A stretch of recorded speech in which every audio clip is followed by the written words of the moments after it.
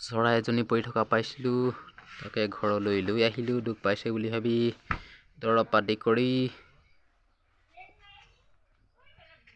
অকণমান দেৰি থাকিবলৈ দিম আৰু সুস্থ-পুষ্ট হৈ উৰি গুচি যাব।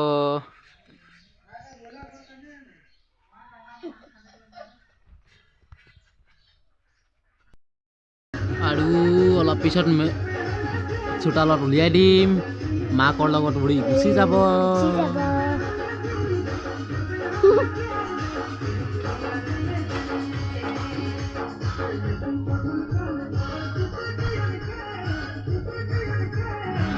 আমাৰ বেটা খুব ফূৰ্তি কৰিছে চৰাইজনী পাই।